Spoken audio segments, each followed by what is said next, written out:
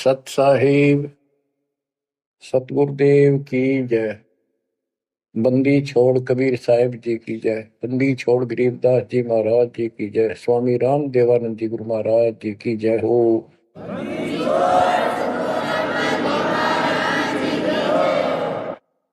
सर्व संतों की जय, सर्व भक्तों की जय, धर्मी पुरुषों की जय। श्री काशी धाम की जय, श्री सुडानी धाम की जय, श्री क्रोथा धाम की जय, श्री बरवाड़ा धाम की जय। सत साहिब परमपिता परमात्मा कबीर जी की प्यारी संगत को दास का आशीर्वाद है। परमात्मा आपकी लगन अटल लगावे, इस गंदे लोक का दुख आपको याद रहे, अपने घर जाने की तड़प आप में विशेष बढ़े। एक बात तो आपको याद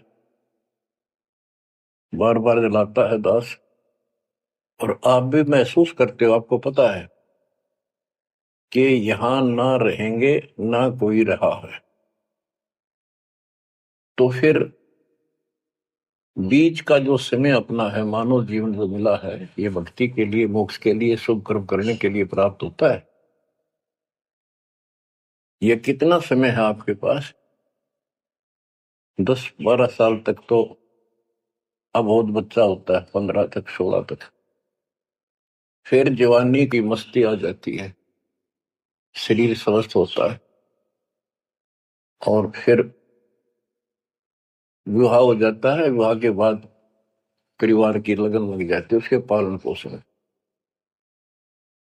उससे निमटता है, इतना बूढ़ा हो जाता है, वृद्ध हो जाता है।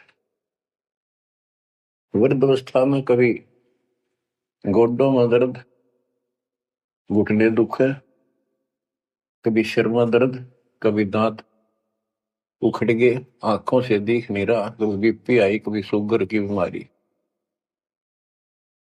तो इतनी परेशानी आ जाती है, इसके ऊपर जीना हराम हो जाता है। तो इतने से काम को आप देख लो, ये प्रोसेस है इसका। यदि मोक्ष नहीं हुआ, पूरा सतगुरु नहीं मिला, तो फिर अगले जन्म में क्या होगा? फिर पीछे तू पशुआ की जय गद्दा बैल बनाई, ये 56 भोग कहाँ मन बोरे, कि तक कुरली चलने जाई। तो बच्चों, हम जिस सुख को सुख मानते हैं, हम चाहते हैं धन हो, मंत्री बने, मुख्यमंत्री बने, बस हमारी महिमा हो, यश हो। ये कहने से, सुनने से, कल्पना से कुछ नहीं होता। ये पिछले पूर्व जन्म के तप धर्म कर्मों से प्राप्ति होती है। इस जन्म में यदि शुभ कर्म नहीं किए, अच्छे कर्म नहीं किए, फिर वहीं के वहीं रह जाएंगे। यानी कोई शुभ कर्म बनेगा नहीं, अगले जन्म में फिर कुत्ते की नहीं पाएगा, आज चाहे कोई किसी देश का राष्ट्रपति है। तो क्या बुरी बनेगी अपने साथ? देखो, हम धन चाहते हैं, निर्धन के मन में एक तड़प है कि धनवान सुखी। धनवान सोचता है राजा सुखी। अब आपको एक छोटा सा उदाहरण देता हूं। अब्राहिम सुल्तान अदम राजा भी था, धनी भी था, खूब पैसा था, 18 लाख घोड़े, तुरा, अनगिन खजाना, और बकवाद करने में कसर नहीं छोड़ रखी थी। 16,000 विवाह करा रखे थे। तो भक्त आत्माओं, परमात्मा ने उस अपनी प्यारी आत्मा को उस नरक से निकाला जिसको वो सुख मान रहा था। ओए, ये विचार करो, ये है वो तत्व ज्ञान जो सार निकाल कर दे दे आपको। कोई तो कहता है मैं एमएलए बन जाऊं, आशीर्वाद दियो, हम उसको भगत ही नहीं मान दे, उसको कहते तू जा राजनीति कर ले, फिर देख लिए जब तेरे ग्रांड मैटी हो लिया तब आ जाएगी। तो हमारा नियम हमारे भगवान का बताया है, जितने भी नियम आपको दिए। तो बच्चों, आपको खूब कथा सुना रखी है, सत्संग अनेकों सुना रखे हैं। इब्राहिम सुल्तान कौन था? ये सम्मन था जिसने अपना बेटा काट दिया था अपने गुरुदेव की इज्जत और आबरू के लिए, उनको भोजन कराने के लिए।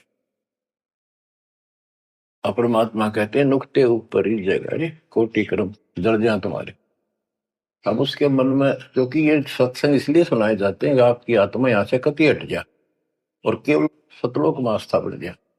उसकी सतलोक में आस्था बनी नहीं उस समय, और ये पश्चाताप करता रहा, हे भगवान मैं धनी होता, बेटा काटना नहीं पड़ता, हे भगवान मैं धनी होता। उस जन्म में भी मालिक ने उसको बहुत कुछ दे दिया था, लेकिन फिर भी उसकी वो इसी तड़प के कारण दे दिया, और वो ही उसका जान का झाड़ बन गया, वो पार नहीं हो पाया। और फिर अगले जन्म में एक नौशेरवा नाम का बादशाह बना। 70 गंज यानी 70 अरब संपत्ति थी। एक पैसा दान नहीं करे, परमात्मा ने वहां जाकर उसको झटका दिया तो थोड़ा बहुत दान करवाया। वही आत्मा अगले जन्म में इब्राहिम सुल्तान अदम बना। अब जैसे कर्म कर रखा है वो फल तो भगवान देगा, लेकिन इसने के चाटे इस सुख न इस धन न इस राजपाट में अगले जन्म में कुत्ता बनेगा।